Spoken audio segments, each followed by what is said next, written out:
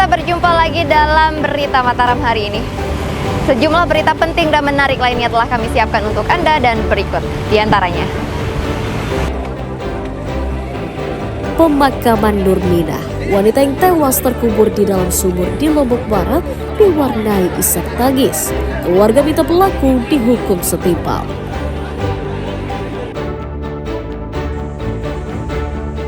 Sejumlah warga di Lombok Barat mengeluhkan kenaikan pajak bumi dan bangunan yang harus dibayarkan. Wajib pajak minta kenaikan dikaji ulang.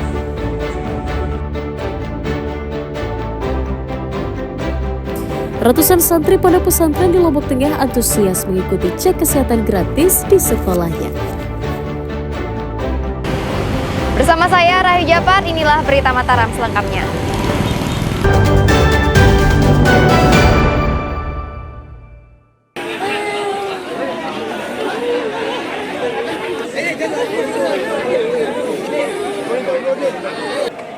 Pemakaman wanita yang dicor di dalam sumur oleh kekasihnya, Nurminah, di kampung halamannya di Desa Belekat, Kecamatan Gerung, Kabupaten Lombok Barat, diwarnai isak tangis keluarga.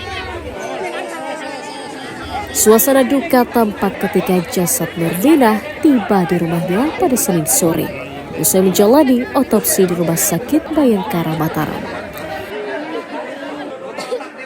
Orang tua Nurminah tidak menyangka sang anak akan bernasib naas dan meninggal dengan cara tragis di tangan kekasih yang dicintainya.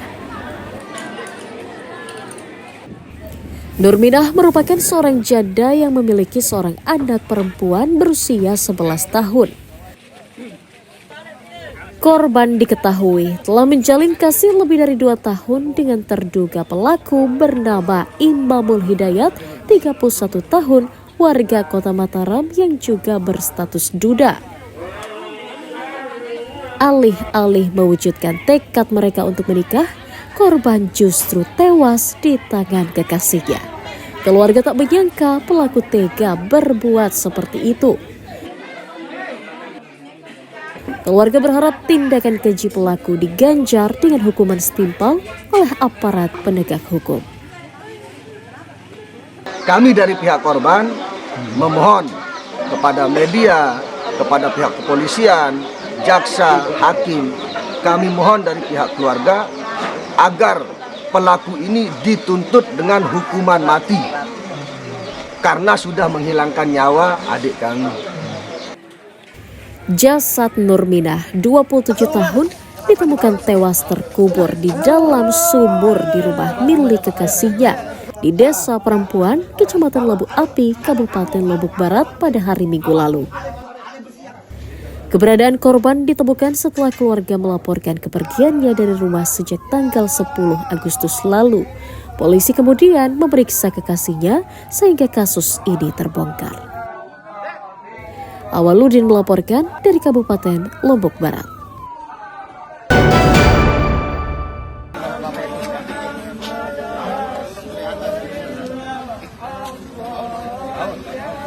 Jenazah Brigadir Eko Pascarelli, anggota Polres Lombok Barat yang ditemukan tewas di kebun milik warga di Desa Nyur Lembang, Kecamatan Lembar, dimakamkan keluarga di kampung halamannya Desa Menjeruk, Kecamatan Jonggat, Lombok Tengah pada Senin sore.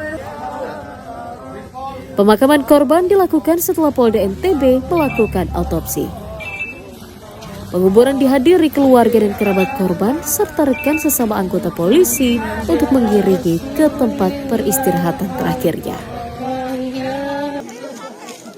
Kematian korban yang tragis menjadi luka mendalam bagi keluarga. Selama ini korban dikenal ramah dan tidak pernah bercerita tentang hal-hal yang janggal selama bertugas.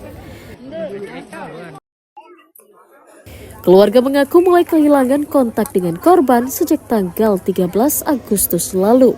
Saat mencoba menanyakan kabar dan lokasinya, ponsel korban sudah tidak aktif. Dia orangnya, tidak ada musuhnya di sini. Apalagi sama istrinya, tidak pernah saya lihat dikelahi. Dia ada madem saja. Orang kan anaknya saya yang asuh, adiknya kalau dia ngantor. Nah biasanya kalau pulang bapaknya mesti dia mampir ke rumah siang kan, INS. Nah ini sudah. Sementara polisi masih mendalami kasus kematian korban dengan mengumpulkan bukti-bukti serta menunggu hasil lengkap otopsi jasadnya. Identifikasi yang sementara kita sudah lakukan ada kemiripan, ada identik. Nanti kalau untuk kepastiannya ini kita juga nunggu hasil otopsi terkait penyebabnya akan kita sampaikan.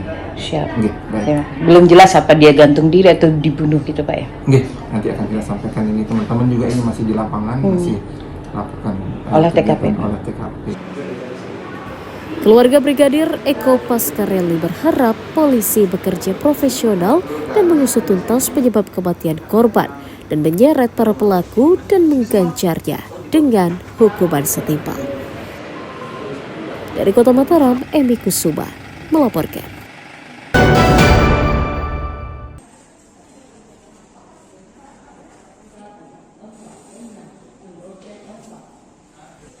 Sejumlah warga di Kabupaten Lombok Barat mengeluhkan kenaikan pajak bumi dan bangunan di tahun 2025 yang cukup fantastis hingga mencapai 100%.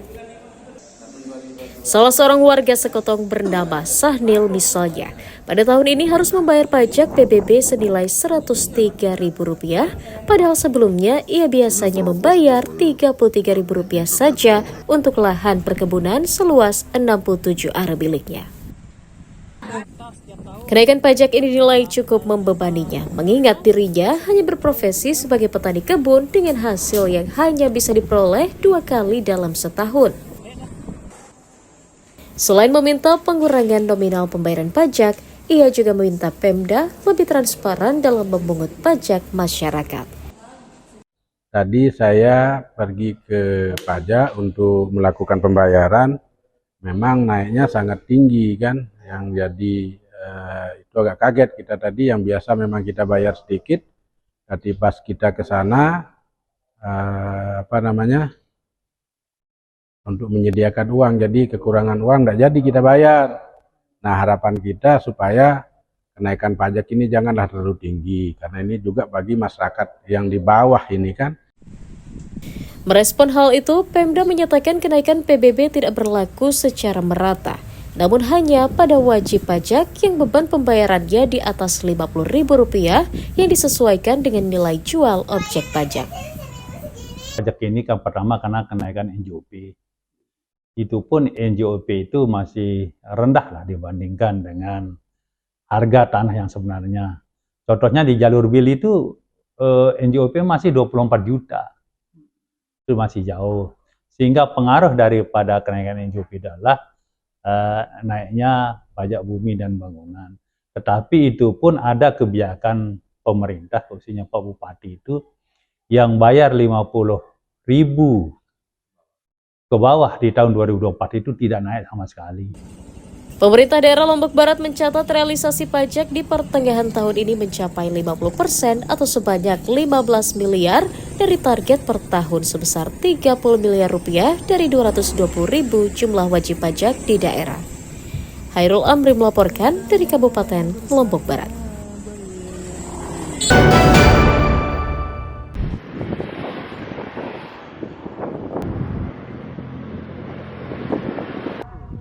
Pemerintah daerah Kabupaten Lombok Tengah mengonfirmasi belum merencanakan kenaikan penarikan pajak bumi, bangunan pedesaan dan perkotaan atau PBB 2P seperti di daerah lainnya.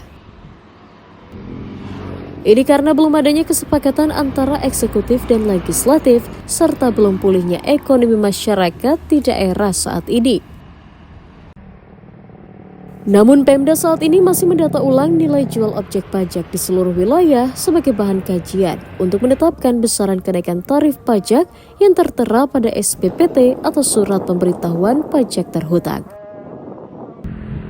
Objek utama dari pendataan adalah bidang tanah yang sebelumnya masih kosong dalam SPPT, namun dalam perkembangannya telah dibangun atau dijadikan ruang usaha oleh pemiliknya. Pendataan itu dilakukan berdasarkan arahan dari Badan Pemeriksaan Keuangan terkait relevansi penarikan pajak bumi bangunan di daerah. Penyesuaian nilai jual objek pajak. Kemudian kedua, melakukan review terhadap objek-objek pajak yang ada di SPPT. Misal, ketika dulu didaftarkan SPPT-nya, ketika terbit awal SPPT-nya, bidang tanah itu tidak ada bangunannya, hanya tanah kosong. Namun perkembangan tahun berikutnya ada bangunan berdiri di sana. Pemda menargetkan penerimaan daerah dari pajak bumi dan bangunan perdesaan dan perkotaan pada tahun 2025 mencapai 27 miliar rupiah. Lukmanul Hakim melaporkan dari Kabupaten Lombok Tengah.